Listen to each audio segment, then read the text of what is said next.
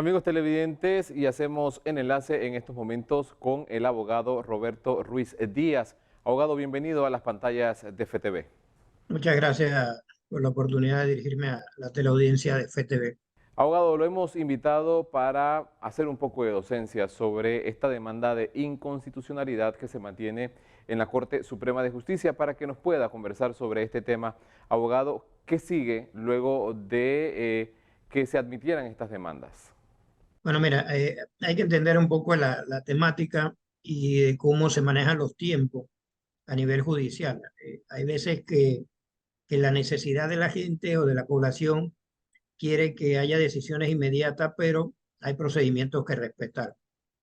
En el caso de la Corte Suprema, se presentaron varias demandas de inconstitucionalidad en contra del, del contrato ley, de la ley 406. Inmediatamente fue sancionada por el presidente. Eso lo sancionó el 20 de octubre y el 23 ya tres abogados, incluido yo, presentamos la acción de inconstitucionalidad.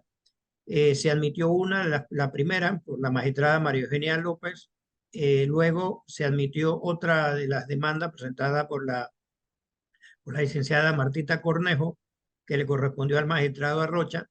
Ambas demandas se le dio traslado a los procuradores, eso es por turno. Le tocó una al procurador de la Nación y otra al procurador de la Administración. Y ambos procuradores han señalado claramente de que ese contrato viola la Constitución por un grupo plural de normas que han sido transgredidas, así como por convenios internacionales. ¿Qué pasa con esto? Esto tiene unos tiempos, que es que una vez llega la opinión de los procuradores, se tiene que fijar un edicto en un diario de circulación nacional por 3 días, lo cual se hizo el pasado 2 y 3 de noviembre. La prensa no circuló el sábado, domingo y lunes, por eso que el martes se tuvo que hacer la tercera publicación. Y en este momento nos encontramos en la fase de los 10 días hábiles que tienen las partes interesadas en poder emitir opinión por medio de abogados sobre lo que consideran de estas demandas, si son viables o no. Posterior a estos 10 días, comienza a correr el término que tiene, conforme al Código Judicial, máximo de 10 días, el magistrado ponente que vaya a presentar el proyecto a la consideración del resto del Pleno. Para señalar en qué fecha es, bueno, el 22 de noviembre se vence el periodo de la primera demanda que lleva el magistrado Arrocha, es decir, a partir del 23 él puede presentar un proyecto de resolución o puede tomarse los días que le corresponda. Al día siguiente comienza el periodo para que la magistrada María Eugenia López también presente su proyecto, que al final se van a tener que discutir porque están casi parejos en el tiempo, posiblemente se tenga que discutir juntos. Así que es un tema que se planteó de un principio de ver cuál era la mejor opción que tenía el país. O sea, más allá de ese descontento que sabemos que hay en la población, que incluso a algunos les molesta, pues, el tema de los tranques o cierres, pero ha sido la única forma en que el gobierno hubiese entrado en razón. Si la población no sale a manifestarse, si no sale a tomar las acciones que ha tomado, téngalo por seguro que el gobierno nos hubiese ignorado, así como nos ignoró en todo el proceso de la discusión de este contrato de ley, manteniéndolo incluso a escondidas, como ha salido ahora una serie de notas suscritas por los ministros de Comercio hacia el procurador a fin de que él mismo no diera a conocer sus opiniones, las cuales casualmente iban en el sentido de que el contrato conllevaba una serie de normas que iban a declarar inconstitucional. Así que el tema ahora es esperar esta decisión de la Corte, aun cuando hay sectores que insisten con el tema de una derogatoria, que la derogatoria sí sería como un rompimiento unilateral del contrato que podría traernos unas consecuencias mucho más difíciles para el país a futuro en temas de reclamos o arbitrajes. Abogado, se ha planteado también presentar un proyecto de ley en la Asamblea Nacional para derogar la ley 406. ¿Es bueno o malo presentar este proyecto de derogatoria?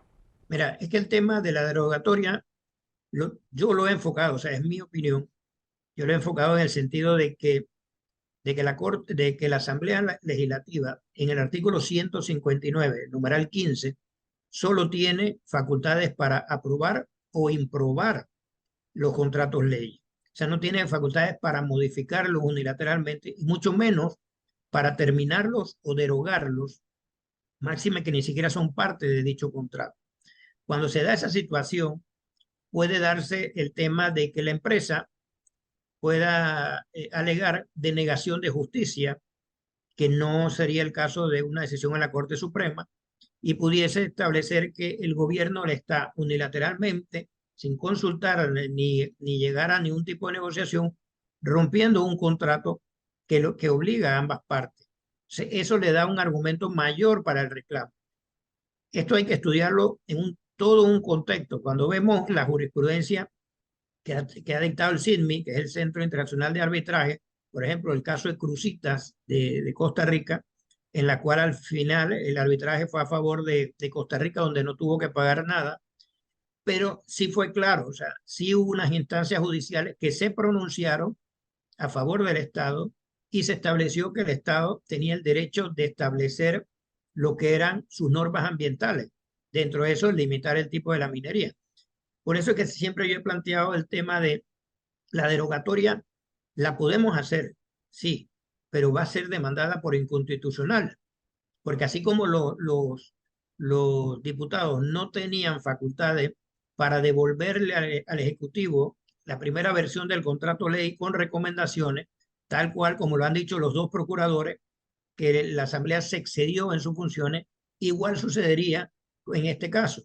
La Asamblea derogaría e inmediatamente los abogados de la empresa van a demandar la inconstitucionalidad de esta norma, porque precisamente la Asamblea no tiene otra facultad más que aprobar o improbar los contratos leyes, y un fallo de la Corte en ese sentido, dentro de una acción de arbitraje, estaría comprobando que el Estado panameño actuó mal y en detrimento de la empresa. Por eso que hemos tratado de hacer un poco de docencia con el tema de estas dos figuras, pero también entiendo la posición de los gremios, la posición de muchos ciudadanos en el sentido que piensan que si la derogamos ya, terminamos con un problema. Posiblemente sí, terminamos con el problema de la protesta en las calles, ordenando el cierre de la actividad minera, pero a futuro vamos a tener unas posibles consecuencias económicas que también nos va a costar, y hay que determinar al final qué tan viable sea entrar en esta figura de la derogatoria o simplemente esperar este tiempo que tiene la Corte. Pero es un tiempo que nosotros le estamos dando a la Corte para un pronunciamiento perentorio. O sea, no es un pronunciamiento que me lo van a sacar en diciembre. No, es un pronunciamiento que ellos deberían hacer el esfuerzo sobrehumano, declararse en sesión permanente, llamar a un pleno extraordinario y tener una decisión antes de fin de mes para la tranquilidad de la población, porque eso es lo que estamos buscando. Hay áreas y hay sectores que están bloqueados.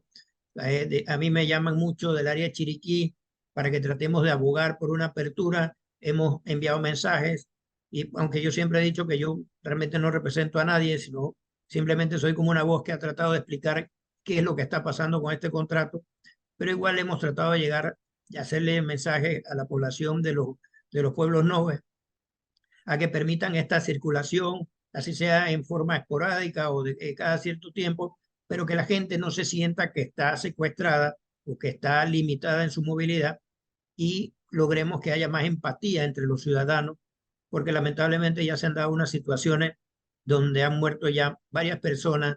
Lamentable el último caso en Chame, donde a sangre fría un abogado mata a dos personas sin mayor razón que el descontento de un tema, de un tranque, que al final lo que conlleva es una presión ciudadana hacia un gobierno que no ha querido darle la cara al país.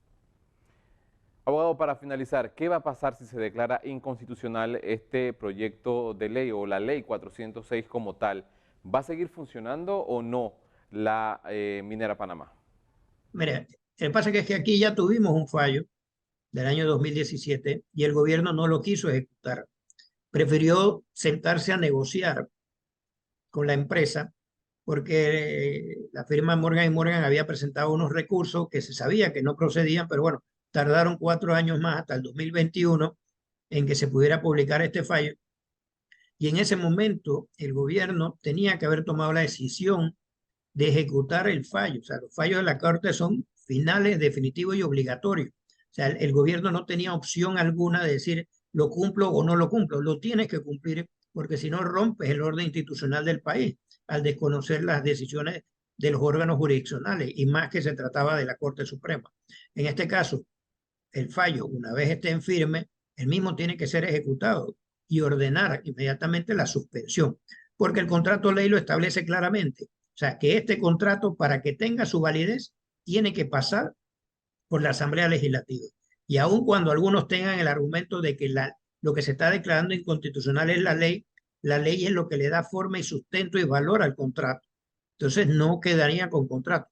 Ya sería es entrar a ver el proceso y el programa de cierre de mina que en teoría la empresa tenía que haber presentado al Ministerio de Ambiente para determinar al final cómo se va a hacer el tema de la recuperación. Y ahí también tenemos que ser conscientes y hablarle a aquellas personas que trabajan en la mina de que este proceso de recuperación de la tierra, buscar las formas de su reordenamiento, también va a requerir la mano de obra y que ellos deben ser los que sean los principales beneficiarios a la hora de la contratación para ese tipo de actividad. Le agradecemos al abogado Roberto Ruiz Díaz por estar con nosotros aquí en FTV Diario. Es momento de continuar con más informaciones.